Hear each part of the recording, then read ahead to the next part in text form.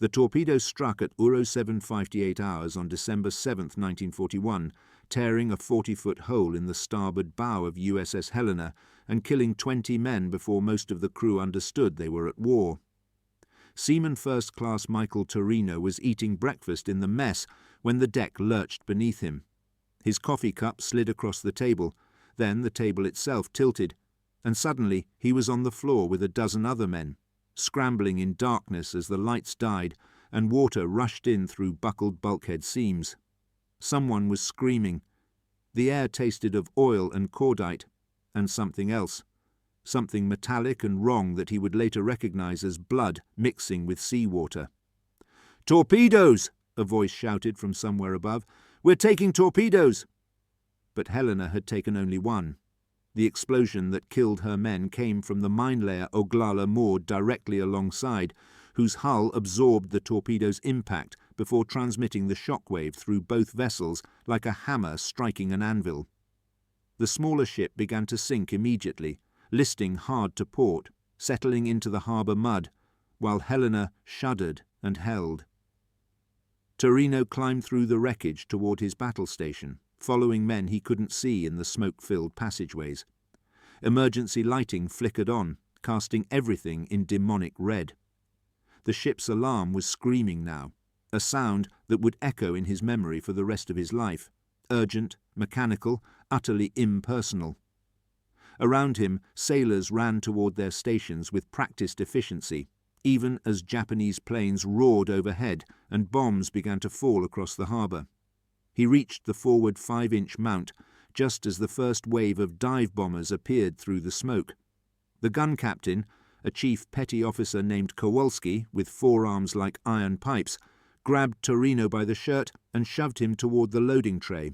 "Feed the gun!" Kowalski shouted over the din. "Don't stop! Don't think! Just feed it!"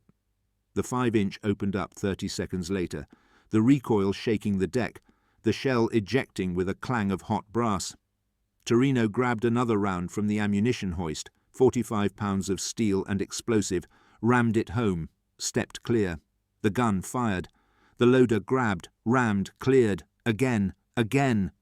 The rhythm became automatic, hypnotic, the only reality that mattered. Above them, the sky had turned into hell.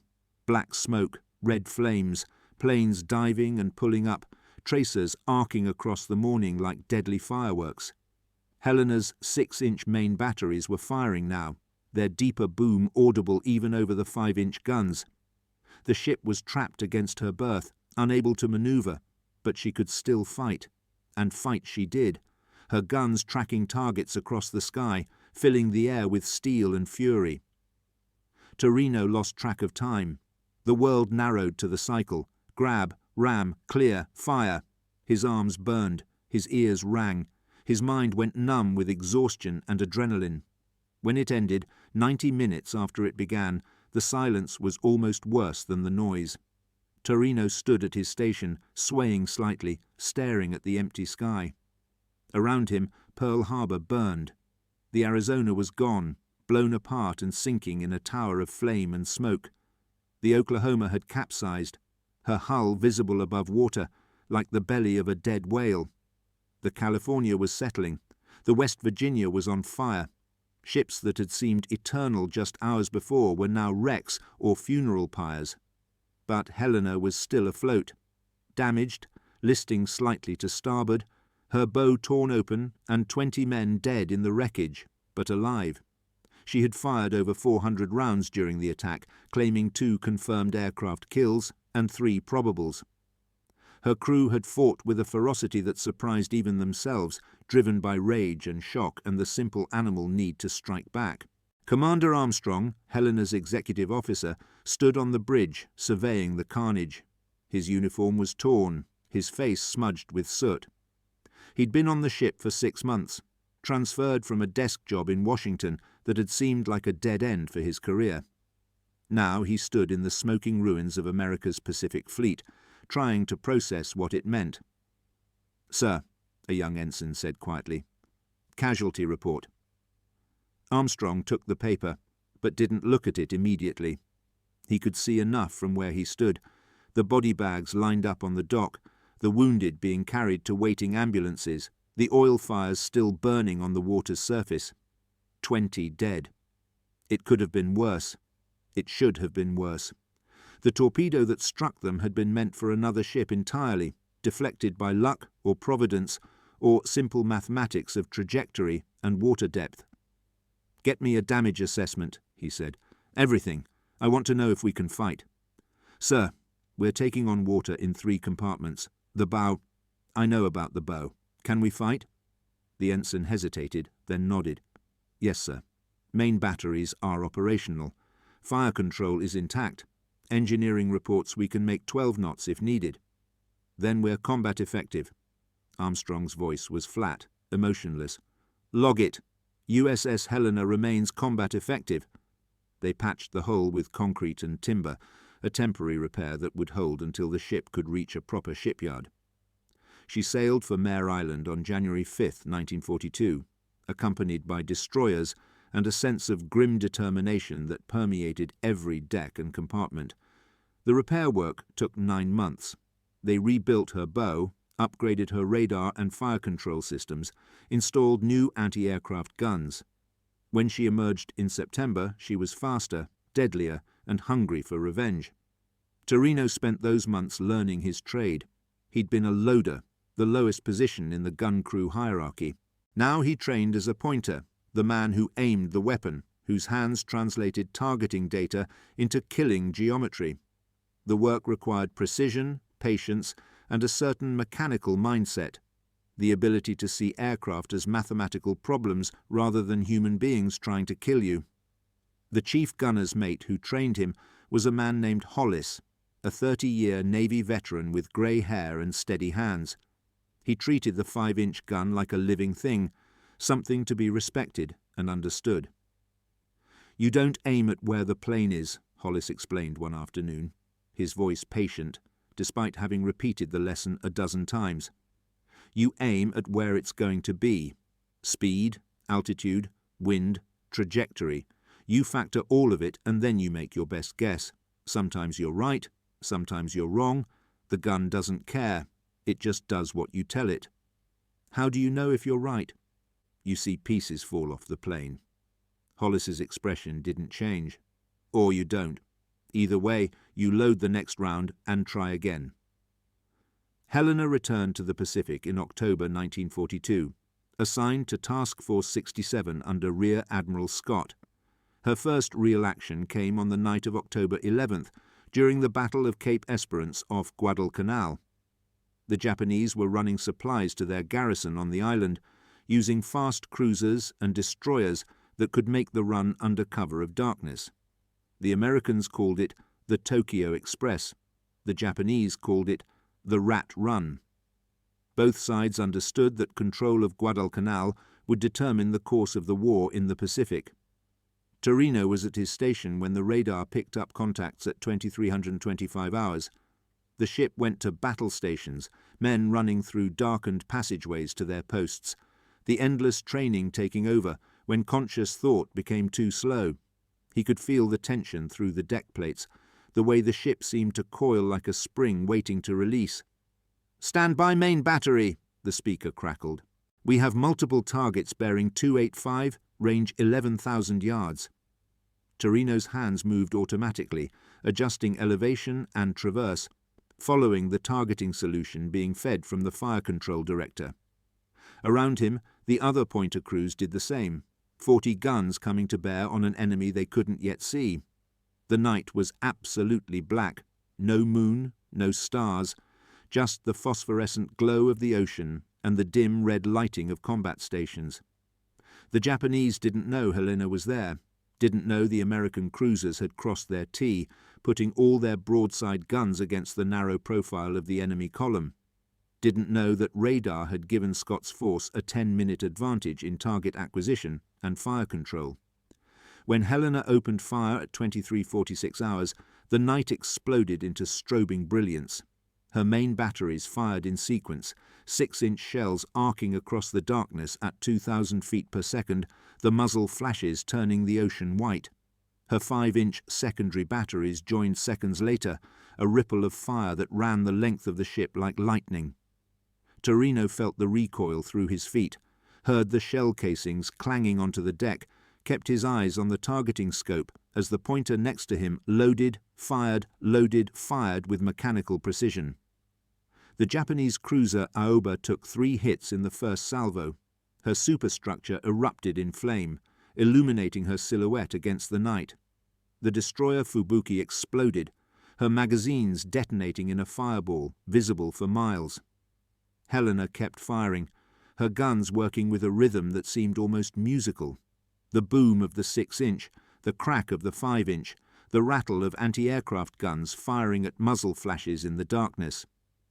Armstrong stood on the bridge, watching the battle unfold through binoculars that were nearly useless in the chaos.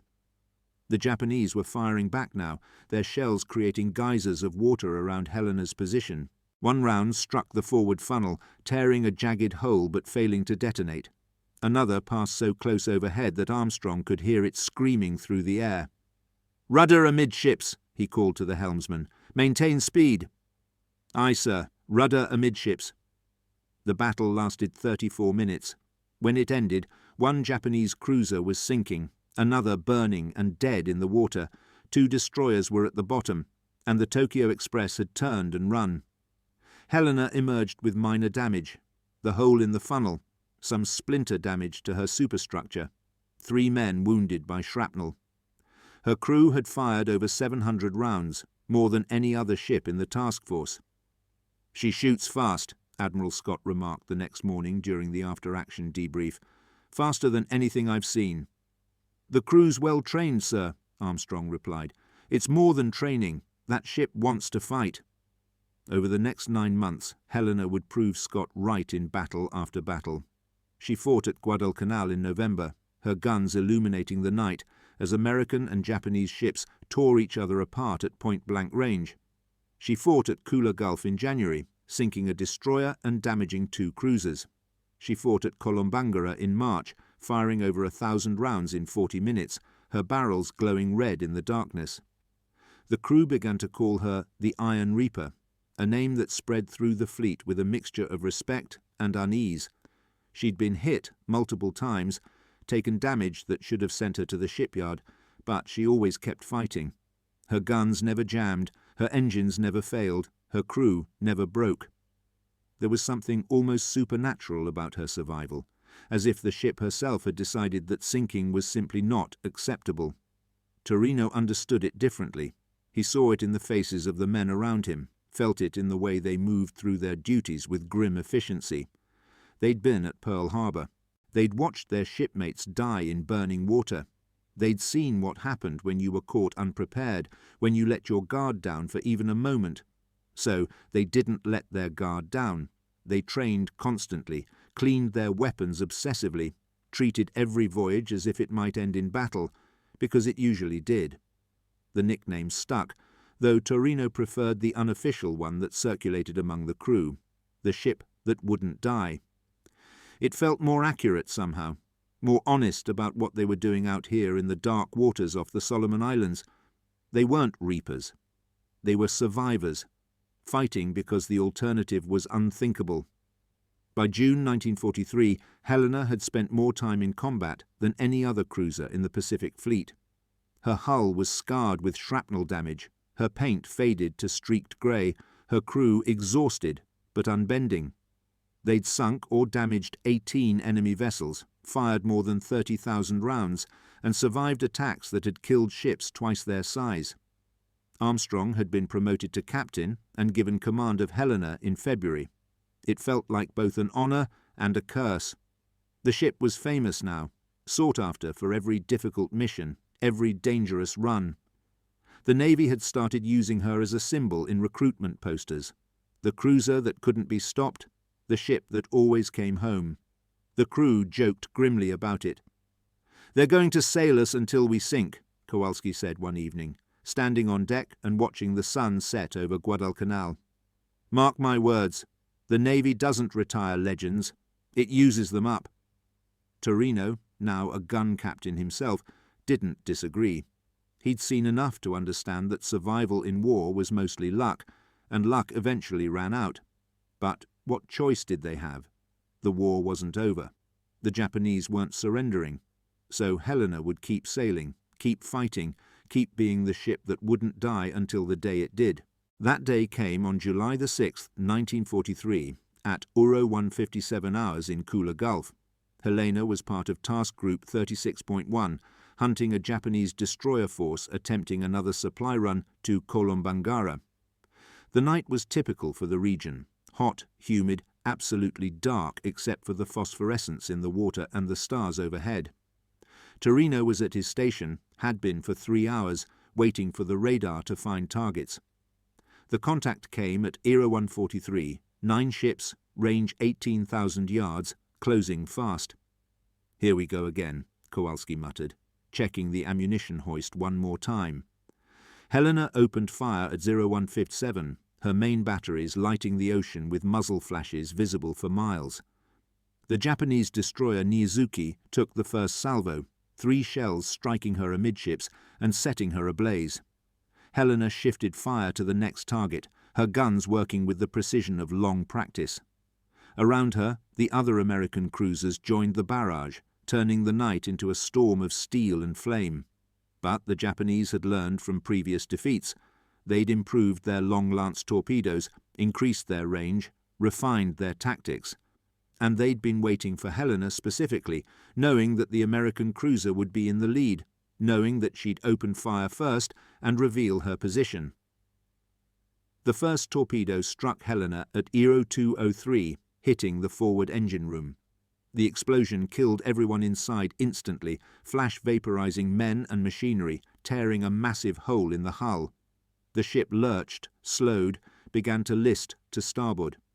Torino was thrown against the gun mount, felt something crack in his ribs, tasted blood in his mouth.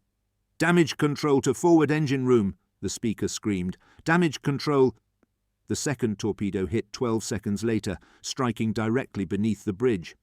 The forward half of the ship simply vanished in a tower of flame and water. Armstrong, standing on the bridge wing, had time for one final thought. She finally ran out of luck before the explosion consumed him. The third torpedo hit at 2:04, striking the after-engine room. Helena broke in half, her stern section sinking immediately, her bow section hanging in the air for 30 seconds before sliding beneath the waves. From first hit to final sinking, 90 seconds. Torino found himself in the water, the ship gone, darkness, absolute. His life jacket kept him afloat, but the weight of it pulled him down into water that was warm as blood and tasted of oil and salt. He couldn't see, couldn't orient himself, didn't know which way was up. Panic clawed at his chest, but he fought it back, forced himself to relax, let the life jacket do its work. He broke surface, gasping, coughing, his ribs screaming with every breath. Around him, the ocean was full of men. Hundreds of them, treading water, calling for help, clinging to debris. The other American ships were firing, their muzzle flashes creating stroboscopic images of drowning sailors and spreading oil slicks. Someone grabbed Torino's jacket, another man panicking, pulling him under. He fought free, kicked away, found a piece of wooden decking and held on. The battle moved away, the gunfire fading, the ships vanishing into the darkness. And then there was nothing but the ocean and the swimmers, and the terrible silence of aftermath. Torino floated for 7 hours before destroyers returned at dawn to collect survivors. By then, many of the men in the water had died from their wounds, from exhaustion, from simply giving up. The rescuers pulled living and dead aboard with equal efficiency, recording names, counting bodies, documenting another statistic in the Pacific War's brutal arithmetic. Of Helena's crew of 200 men, 168 died that night. The rest were rescued, transferred to other ships, reassigned to other duties. The Navy gave them medals and commendations, called them heroes, used their survival as propaganda for the war effort. And then it moved on, because there were other battles to fight, other ships to sail, other men to send into darkness. Torino spent 3 weeks in a hospital in Noumea, before being reassigned to another cruiser. He never spoke about Helena to anyone who hadn't been there, didn't participate in the reunion groups that formed after the war, didn't keep in touch with his shipmates. The memories were too heavy, too complicated, too full of contradictions he couldn't resolve. The ship that wouldn't die had died. The Iron Reaper had been reaped. And what did that mean for the men who'd believed in her invincibility, who'd tied their survival to her legend? Torino didn't know. He spent the rest of his life not knowing, carrying the weight of that final night in Kula Gulf like a stone in his chest. Years later, after the war ended and life returned to something resembling normal, he read a newspaper article about Helena's legacy. The Navy had named a new cruiser after her, CL-113, commissioned in 1945. The article called the original Helena one of the most aggressive and successful warships of the Pacific Campaign, crediting her with sinking or damaging 35 enemy vessels and firing over 50,000 rounds in combat. The numbers felt meaningless. What did 50,000 rounds mean compared to the moment when the ship broke in half and men fell screaming into darkness? What did 35 enemy vessels mean compared to the names he could still recite in his sleep? Kowalski, Jimenez, Patterson, Hollis, Armstrong, men who'd believed the ship would protect them because it always had. There was no answer. There never would be. War didn't offer answers, only experiences too large and terrible to process, memories that refused to fade, and the hollow knowledge that survival was random and death inevitable, and courage meaningless in the face of torpedoes launched from invisible ships in absolute darkness. Helena was gone. The men who sailed on her were scattered across the world, trying to forget, trying to remember, trying to make sense of something that had never made sense to begin with. And somewhere, on the bottom of Kula Gulf, in water too deep for salvage, the wreck remained, rusted, silent, empty, except for ghosts that no one living could see. The ocean keeps such secrets well. It always has.